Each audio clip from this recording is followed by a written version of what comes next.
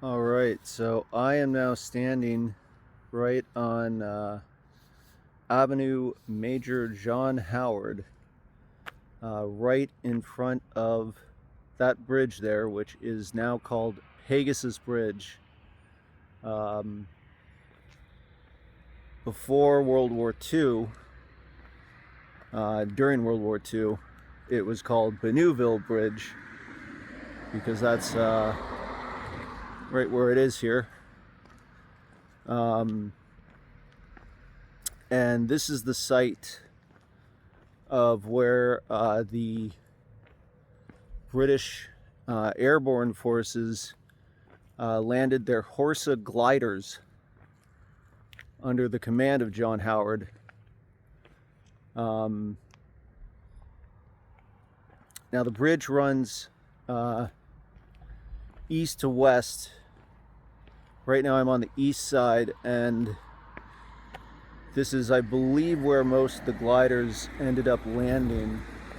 I'm trying to find the actual site of where some of the gliders touched down. There were 6 total gliders. And you can see here they have a good description of it. There were 6 total gliders that were deployed to this area.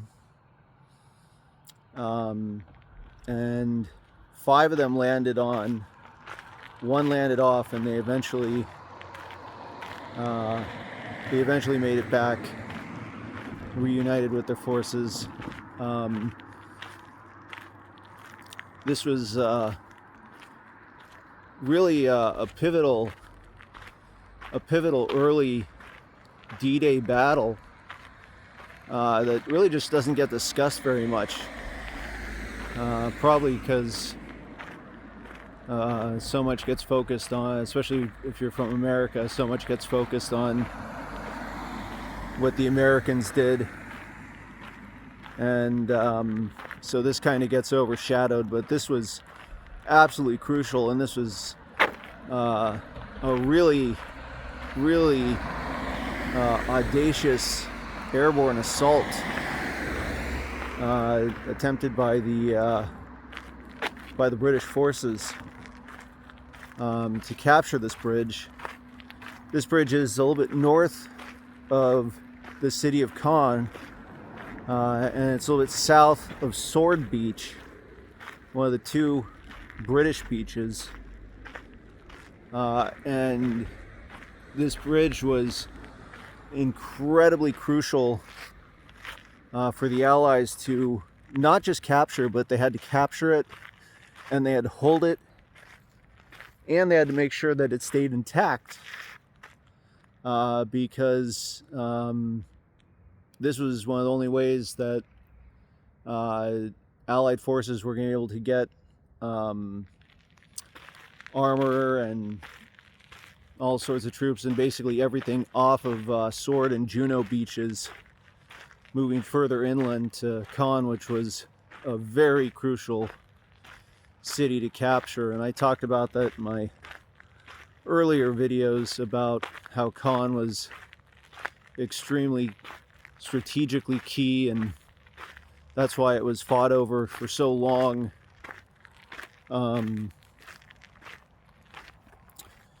It took the Allies up until August to actually capture it.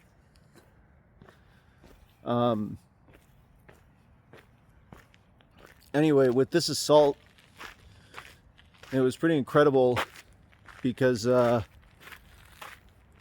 now there's all sorts of electricity, everything's all lit up. It's a moonless night right now, and there's a full moon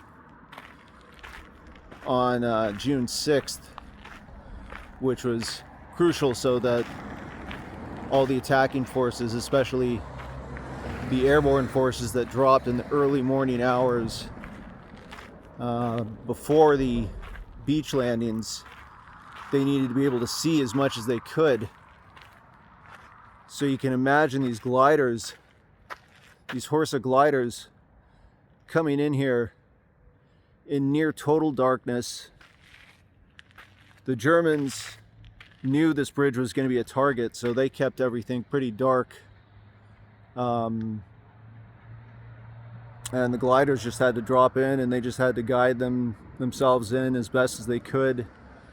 The glider pilots studied aerial reconnaissance photographs of the whole area so that they could try to identify landmarks as best as they could so that they could hit the landing zone. But it's still pretty incredible that they were able to land so close.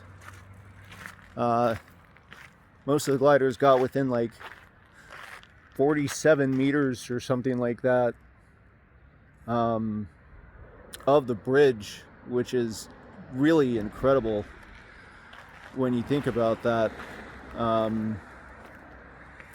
especially when you consider that they had to deal with a lot of anti-glider obstacles set up by Rommel, who was in charge of the Atlantic wall defenses as well as all the defenses inland around places like here. And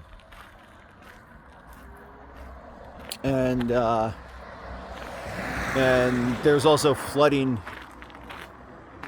in a lot of the areas, a lot of the fields, again to defend against airborne units. And in fact, the two casualties that were taken by the British forces that landed here, one of them was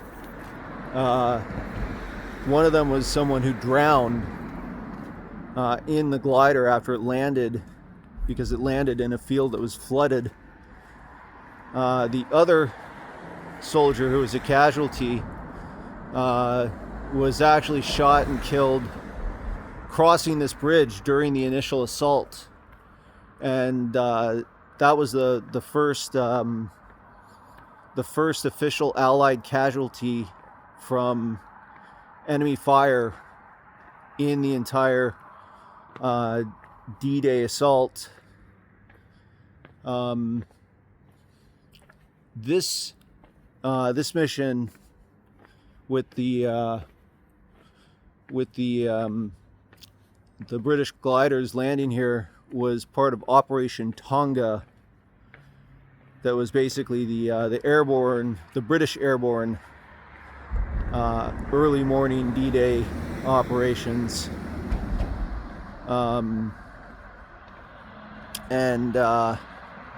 The gliders landed just a couple minutes after midnight on June 6, 1944, just a little bit after the first Pathfinder units from the American Airborne Forces started hitting the ground around St. Mary-Glise, which is a town located a little bit south of Omaha and Utah beaches, the American beaches.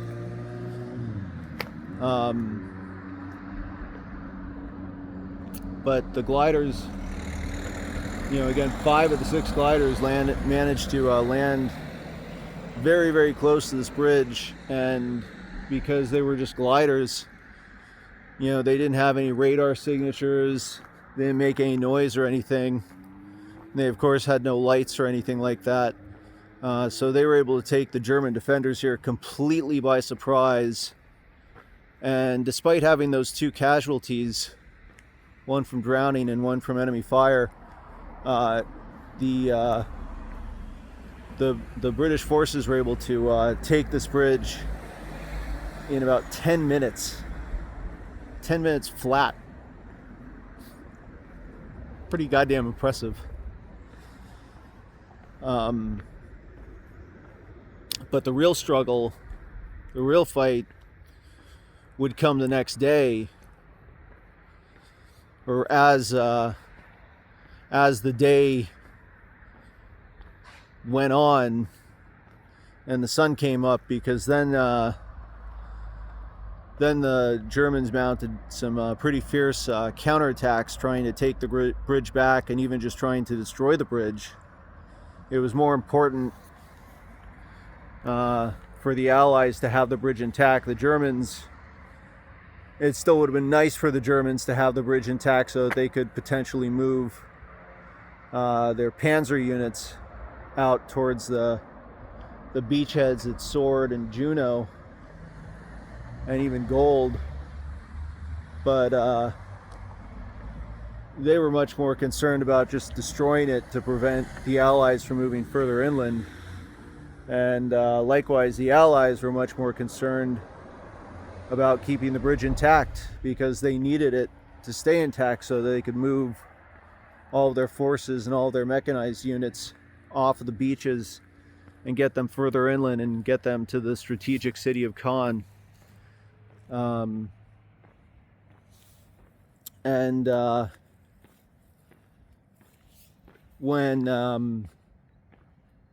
When the gliders landed, it was all rough landings. The gliders were, not meant to have nice, easy, soft landings. They were meant to just get down on the ground and so all the soldiers inside could just get out and start going to work and accomplishing their mission.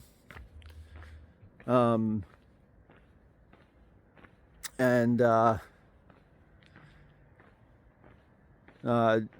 Howard, the commander of the whole attacking force, he actually got knocked out when his glider landed, and so that stalled the initial attack for a minute or two while his troops waited for him to regain consciousness. But he quickly regained consciousness, and then they just went to work. And like I said, they were able to capture the bridge in literally about 10 minutes, less than 15.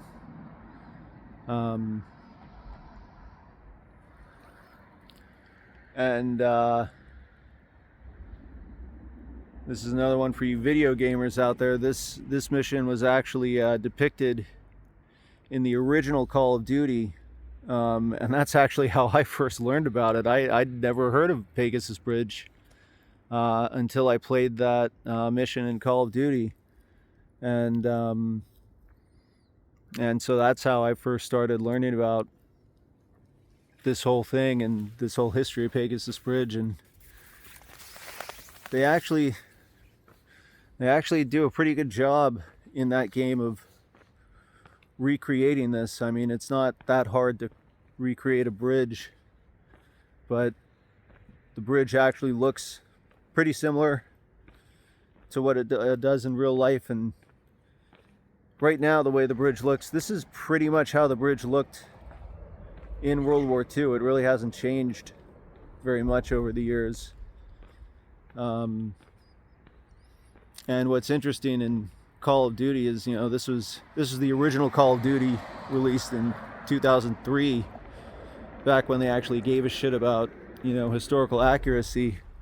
So your character, even though you're not named as the commander of the unit, in a scripted event in the beginning of the game, you're in one of the gliders, and the glider lands, and then you get knocked out. And that's because they were trying to it was a nod to what really happened with Commander Howard. Of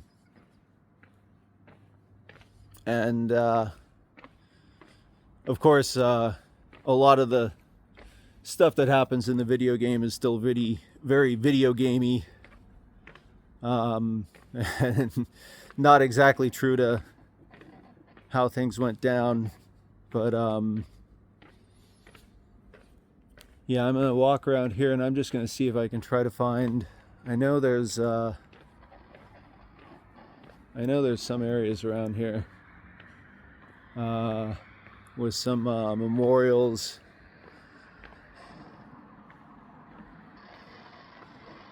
There's a memorial museum nearby, but obviously that's closed. Right now it's about, I think it's like almost 2100 here. But I'm just going to walk around a little bit and see what I can find. You can see there's a preserved defensive gun.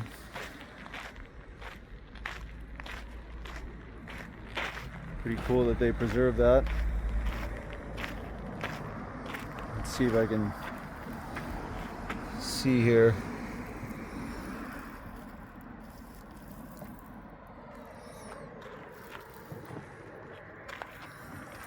Yeah, this is just one of the German defensive guns. And so right now I'm looking out towards the north, which is where the Allied forces would have been landing at Sword Beach, and so you can see that's why the gun is faced out that way, because the Germans were really preparing more for you know, the attack to be coming from the north, heading towards where I'm standing now. Interestingly, in the Call of Duty level, it's right around this area that they have a giant Flak 88 gun that you end up using against a bunch of tanks, which is completely unrealistic. There was no Flak 88 guns at this bridge, and there were no tanks that ended up responding in the counterattack, because Hitler remained convinced for days after June 6th that the Pas de Calais, much farther north of all the Normandy beaches, was the true target, and he thought these were all just decoy landings. You can see here they've got all the flags of all the Allied forces that participated. It's hard to see the flags, but these are all the Allied forces. And you can see that it is completely windless tonight, which is very, very different from the weather conditions on June 6, 1944. You know, I mean, you look up, I mean, I don't know how much you can see on the video here, but I can actually see a decent amount of stars. It's a completely clear sky. There's no clouds or anything. And that was definitely not the case on June 6, 1944. It was not totally stormy, but still pretty stormy. Definitely very windy. Certainly was not nearly as calm as it is now, which made the glider landings that much more difficult, and it's that much more impressive that they were able to pull them off. Okay, I think this is this might actually be marking where at least one of the gliders landed. Unfortunately, since I'm recording, I can't turn on my flashlight, but I'm going to cut out the recording here in a little bit and check this stuff out and use my light so I can actually see what the hell some of this stuff says. But yeah, that's Pegasus Bridge. Oh, and the reason why they renamed it Pegasus Bridge, because again, it was originally called Benouville Bridge. It got renamed to Pegasus Bridge because the patch for the British Airborne Forces has a Pegasus on it, and because it was the British forces alone that captured this bridge, they decided to name it Pegasus Bridge. So that's how it got its name. But that is Pegasus Bridge right there. And this is just a little bit north of Caen, about 17 kilometers or something like that. No, I think even less than that. And Yeah, I think it's about maybe 9 or 12 kilometers or something like that from here out to Sword Beach. Pretty much just a straight shot north, which gives you some idea of just how close this bridge was to that D-Day beach and why it was so crucial, especially when you consider how close it was to Caen as well. So yeah, there you go, Pegasus Bridge. I can't believe I'm here. This is pretty amazing to witness. I've seen so many pictures and so many videos of this bridge from documentaries, and of course playing the Call of Duty level. But actually seeing it here in person is really remarkable, and just knowing that I'm standing in the area where gliders landed, that's pretty phenomenal stuff. So that's going to do it for my Pegasus Bridge video here, and I'm going to walk around and see if I can find some other interesting stuff here.